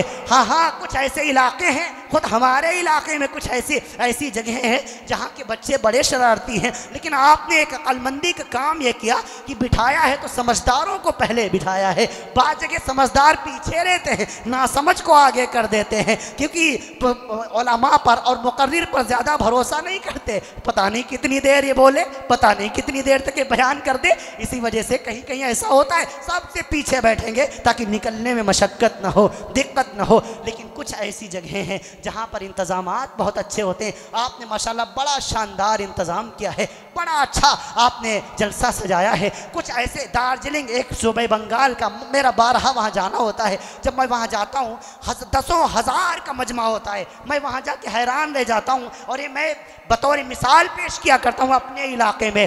اور وہاں ایک ترتیب دوسری ہے بیٹھنے کی، بہت لمبا چوڑا میدان ہوتا ہے وہاں دارجلنگ میں، اور وہاں 50,000 کا مجمع سامنے ہوتا ہے، کئی LCDیاں لگائی جاتی ہیں، تب جا کر کے پورے طور پر وہاں تک مجمع پورے طور پر رک پاتا ہے۔ وہاں ایک ترتیب یہ ہے، دائیں طرف بائیں طرف بچے رہتے ہیں، سامنے یوں پورے طور پر دور تک جہاں نظریں جائیں وہاں صرف سارے کے سارے مرد حضرات سارے نظر آتے ہیں، سارے سمجھدار حضرات نظر آتے ہیں، اور پردے سے ساری عورتیں بیٹھتی ہیں۔ لیکن ایک میں حیران اس بات پہ ہوں کہ ایک بھی بچہ شور نہیں کرتا، ایک بھی بچہ اٹھتا نہیں، جب تک وہ مقرر، جب تک وہ شاعر، جب تک وہ بات کرنے والا اپنی بات مکمل نہ کرے، کوئی ایک اٹھتا بھی نہیں۔ تو میں حیران ہوا، اور مولانا سعید صاحب جو ہمارے میزبان تھے ان سے میں نے پوچھا، میں نے کہا مولانا آپ کے یہاں ایک عجیب معاملہ میں نے دیکھا ہے، اتنی کثیر تعداد میں بچے موجود ہیں، ہزاروں کی تعداد میں دائیں بائیں اسٹیج کے، لیکن ایک بھی بات نہیں کرتا، ایک بھی شرارت نہیں کرتا،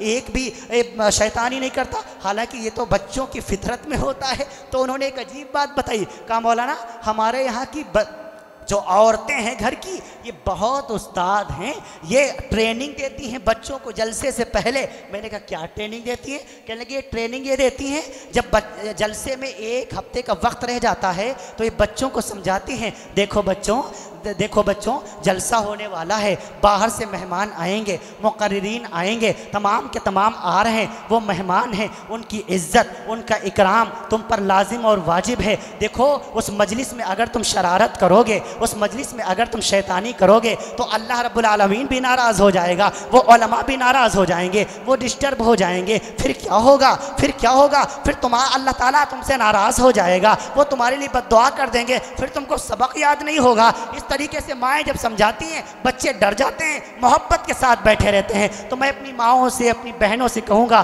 آپ بھی اپنے بچوں کو ٹریننگ دیا کریں، آپ اپنے بچوں کے لیے دعائیں کیا کریں۔ بس 5 منٹ اور اب میں آپ کے درمیان ہوں، اس کے بعد آپ سے میں رخصت ہو رہا ہوں۔ تمام ہمارے مفتی طارق جمیل صاحب، فاروق دلکش صاحب سارے کے سارے تشریف لے آئے ہیں، اللہ تعالیٰ سب کا آنا مبارک فرمائے، سب کے آنے کو رب ذوالجلال شرف قبولیت سے نواز دے۔ بس آخری بات میں آپ کو بطور نصیحت کرنے لگا ہوں، اسی دارجلنگ میں ایک ہمیں واقعہ یوں پیش آیا، ایک صاحب تھے، ان کے بارے میں مجھے بتایا گیا جو کولکاتہ ایئرپورٹ سے مجھے لینے آئے تھے، انہوں نے مجھے بتایا مولانا میں ایسے شخص سے آپ کی ملاقات کرواؤں گا جس کی پچھلی زندگی گناہوں سے بھری پڑی تھی، جس نے ایسا کوئی گناہ نہیں تھا جو اپنی پچھلی زندگی میں نہ کیا ہو، لیکن آج اگر آپ کی نظر اس پر پڑے گی تو آپ پہچان نہیں پائیں گے کہ ایک عالم ہے یا ایک آپ پورے طور پر غیر عالم ہے۔ اب میرے اندر شوق اور بڑھا کہ اب تو ملاقات کروں گا۔ میں نے کہا ذریعہ ملاقات کا کیا ہے؟ کہا الحمدللہ آج آپ لوگوں کی دعوت کا انتظام انہوں نے ہی کر رکھا ہے۔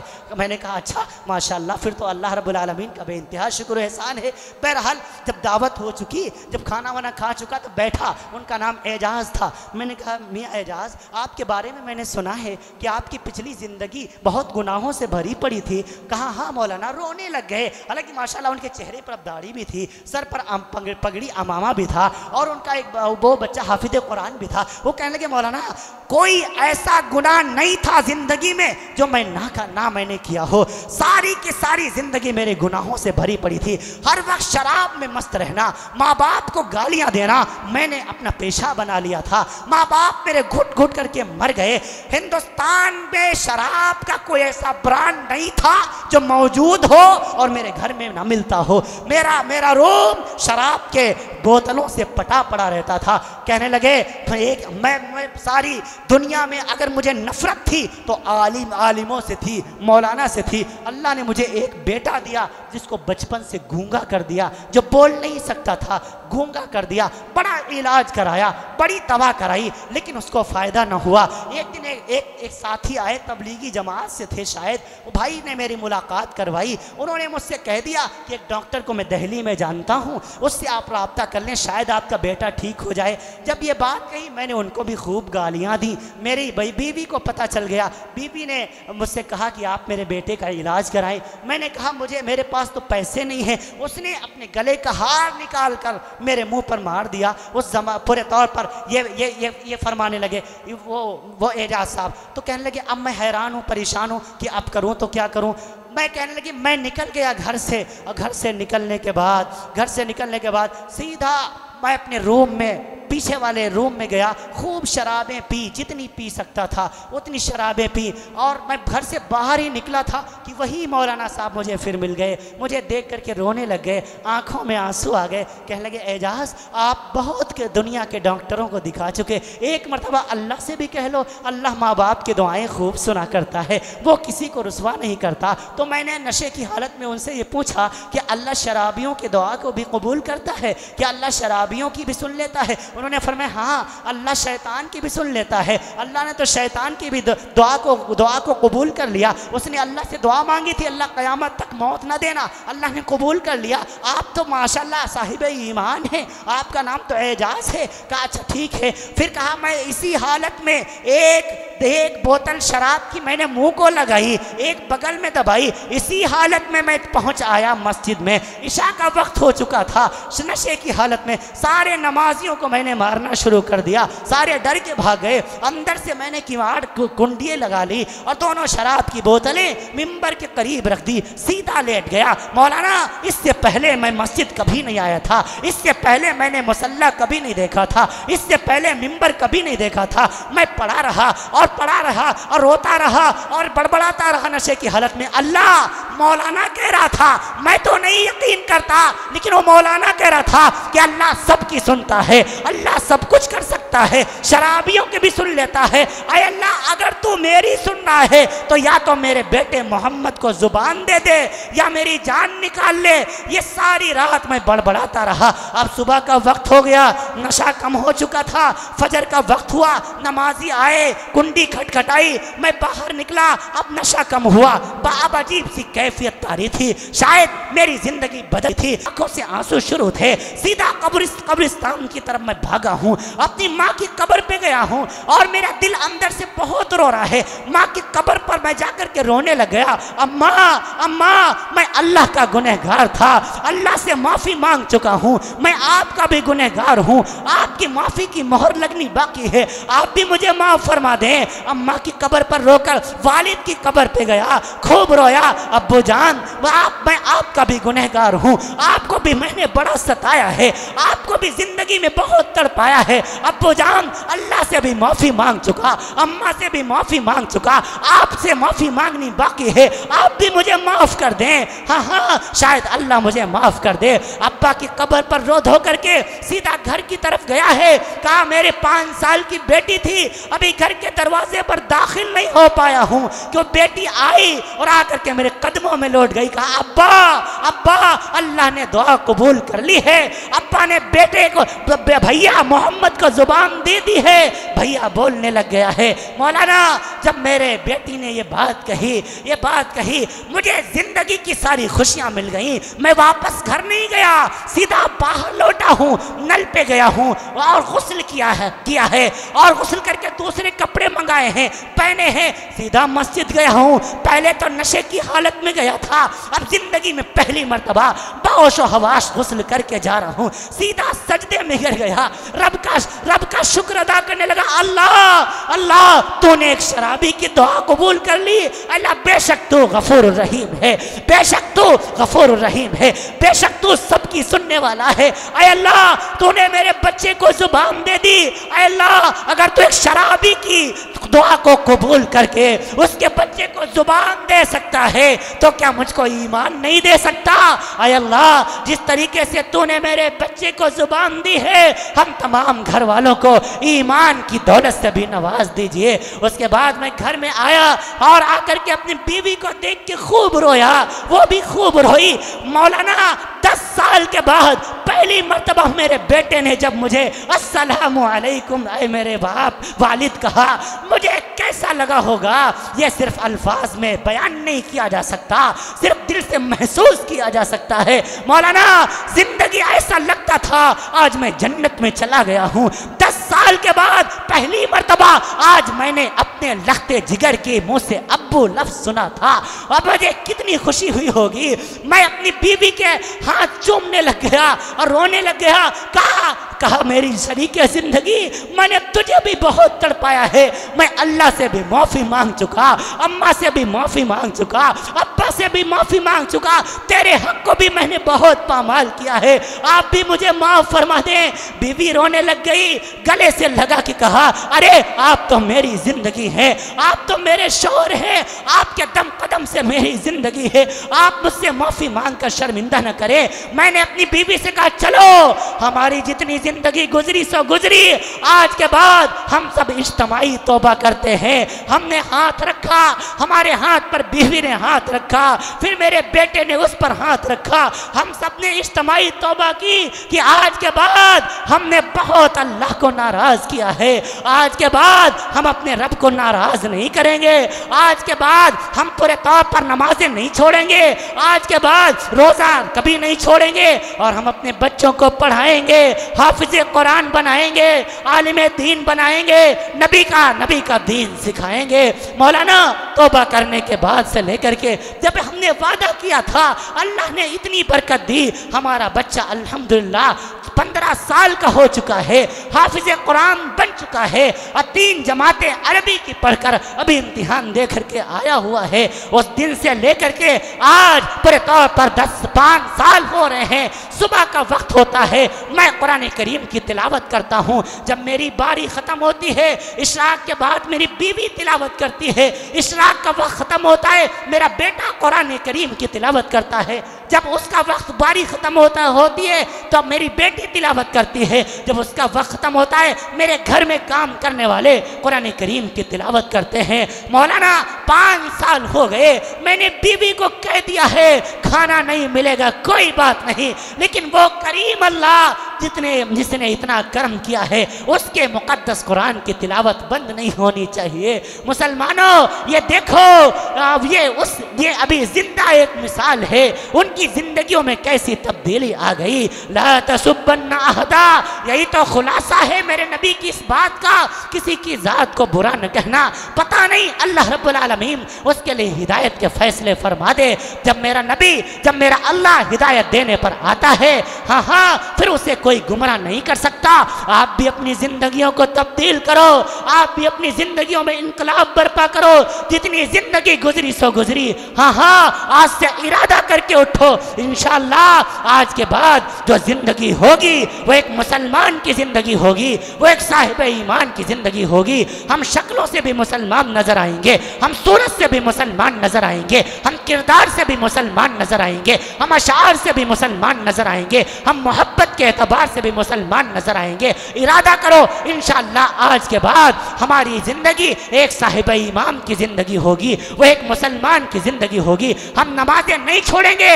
ہاں رات کا آخری پہر شروع ہو چکا ہے, قبولیت کی گھڑی ہے. اپنے پچھلی زندگی سے توبہ کرو. فرمایا التائب من الذنب کمن لا ذنب لہ. جب کوئی گنہگار اپنے گناہوں سے توبہ کرتا ہے وہ ایسا ہو جاتا ہے جیسے اس نے گناہ کیا ہی نہیں تھا. رب ذوالجلال کا ایک پیغمبر ہے آدم شفیع اللہ, جنت میں ایک بھول ہو گئی, شجر ممنوعہ کا پھل کھا لیا. جنت سے دنیا میں بھیج دیے گئے. مندرا گری نامی پہاڑ کے اوپر پورے طور پر اتار دیے گئے آدم علیہ السلام. جدہ میں اتاری گئی, تاریخی روایتیں ہیں, جدہ میں اتاری گئی حضرت حوا. 309 سال تک اللہ کا پیغمبر روتا رہا. بحر الرائق میں ہے, کنز الدقائق میں ہے, البدایہ والنہایہ میں ہے, تفسیر مظہری میں علامہ ثناء اللہ پانی پتی رحمت اللہ علیہ نے لکھا فتلقى آدم من ربہ کلمات فتاب علیہ انہ هو التواب الرحیم کی تفسیر کرتے ہوئے لکھا 309 سال تک اللہ کا پیغمبر روتا رہا. ایک پہاڑی پر بیٹھ کر اللہ کا پیغمبر رو رہا ہے, آنکھوں سے آنسو نکلے ہیں, سیلاب بن گئے, نالی میں بن کر کے پورے طور پر بہنے لگ گئے. روح المعانی میں علامہ آلوسی لکھتے ہیں ایک چیل آئی اور چیل آ کر کے اس میں سے وہ آنسو پی لیتی ہے جو ایک نالی کی شکل میں پورے طور پر بہ رہے تھے. وہ چیل پانی پینے کے بعد اس نے پانی سمجھ کر ان کو پی لیا. کہنے لگے آدم سچ بتانا یہ چشمہ کہاں سے نکلا ہے, یہ پانی کہاں سے بہا ہے. آدم علیہ السلام کہنے لگے تو مجھے آر دلاتی ہے, تو مجھے شرم دلاتی ہے. پڑھیے البدایہ والنہایہ جلد نمبر 12 صفحہ 426 کے اوپر فرمایا. پورے امام ابن کثیر اماد الدین ابن کثیر رحمۃ اللہ علیہ فرماتے ہیں آدم علیہ السلام کہنے لگے تو مجھے آر دلاتی ہے, مجھے شرم دلاتی ہے. یہ میری ندامت کے آنسو ہیں جو میں نے اللہ کے ڈر سے اللہ کی محبت میں بہائے ہیں. وہ چیل کہنے لگی آدم میں تمہیں آر نہیں دلاتی, تمہیں شرم نہیں دلاتی. رب ذوالجلال کی قسم مجھے اس زمین پر رہتے ہوئے 40 سال گزر گئے لیکن اس جیسا میٹھا پانی میں نے آج تک نہیں پیا. آدم جب کوئی بندہ اپنی غلطیوں پر شرمندہ ہوتا ہے اور اس کی آنکھوں سے آنسو کا قطرہ بہتا ہے شاید سے زیادہ میٹھا ہو جایا کرتا ہے. آدم ان قریب رب ذوالجلال تمہارے لیے پورے طور پر توبہ کا فرمان جاری کرنے والا ہے, تمہاری توبہ قبول کرنے والا ہے. ہاں اسی لیے میرے نبی نے فرمایا گنہگار جب اپنے گناہوں سے توبہ کرتا ہے اللہ کا بڑا مقرب بن جایا کرتا ہے. مسلمانوں رات کا آخری پہر ہے, دور تک موجود ہیں, بہنیں بھی موجود ہیں وہ بھی توبہ کریں, مائیں بھی موجود ہیں وہ بھی توبہ کریں, بچے بھی موجود ہیں وہ بھی توبہ کریں. ہاں اے اللہ ہم گنہگار سہی, اس مجلس میں کوئی تو ایسا ہوگا جو تیرا چہیتا ہوگا. اللہ اس چہیتے بندے کے صدقے طفیل میں ہم سب کی توبہ کو قبول فرما لیجئے. بے نمازی نماز سے توبہ کرے, جو چھوٹی ہے ان کی قضا کرے دوبارہ پڑھے. ہاں چور چوری سے توبہ کر لے, زانی زنا سے توبہ کر لے, رشوت لینے والا رشوت سے توبہ کر لے, سود بیاج کے پیسوں سے اپنے بیوی کا بچے کا پیٹ بھرنے والا توبہ کر لے. سود کا ایک لقمہ کھانا گویا اپنی ماں سے 34 مرتبہ اس نے اپنی ماں سے شادی کی اور طلاق دی. میں نے بڑی احتیاط سے ترجمہ کیا ہے, کچھ اور ترجمہ بنتا ہے, میری بہنیں بھی سن رہی ہے. کتنے کمبخت ہے وہ بیٹا جو اپنی ماں کے پیچھے پڑا ہوا ہے. فرمایا ہاں سود کا ایک لقمہ کھانا گویا اپنی اماں سے 34 مرتبہ شادی کرنے سے بدتر گناہ ہے. آپ اندازہ لگائیں جس کو ہم انٹرسٹ کہتے ہیں, جس کو ہم نفع کہتے ہیں, یہ اس کے بارے میں کتنی سخت وعید ہے. احل اللہ البیع وحرم الربا. فرمایا اللہ نے حلال کیا ہے خرید و فروخت کو اور حرام کیا ہے سود کو, اس سے توبہ کرو. اللہ رب العالمین مجھے بھی اور آپ کو بھی کہنے سننے سے زیادہ عمل کی توفیق نصیب فرمائے. وقت کافی ہو چکا, تھکن کے بھی بہت زیادہ احساسات ہیں, طبیعت میں بھی بشاشت نہیں, مسلسل اسفار ہو رہے ہیں. آپ میرے لیے بھی دعا فرمائے. تمام حضرات کی حاضری کو رب ذوالجلال قبول فرما لے. سب کے نام سے میں بھی واقف نہیں, سارے جانے پہچانے چہرے کچھ سوشل میڈیا کے ذریعے سے, کچھ ایسے ہی. اللہ تعالیٰ سب کا آنا قبول فرما لے, سب کو خوب اجر عظیم عطا فرمائے. سب کے علم میں, عمل میں, کاروبار میں, دکانوں میں, مکانوں میں رب ذوالجلال خوب برکتیں نصیب فرمائے. جو احباب ہمارے ساتھ پورے طور پر سفر میں پورے طور پر آئے ہیں اللہ تعالیٰ ان کا بھی آنا مبارک فرمائے. دور دراز سے جو حضرات آئے ہیں, کچھ سہروا کے علاقے سے, سکندرآباد کے علاقے سے, دیگر اطراف سے جو حضرات آئے ہوئے ہیں، اللہ تعالیٰ سب کا آنا قبول فرما لے، ہم سب کے لیے اس مجلس کو آخرت میں نجات کا دریا بنائے۔ وآخر دعوانا الحمدللہ رب العالمین۔ السلام علیکم ورحمۃ اللہ۔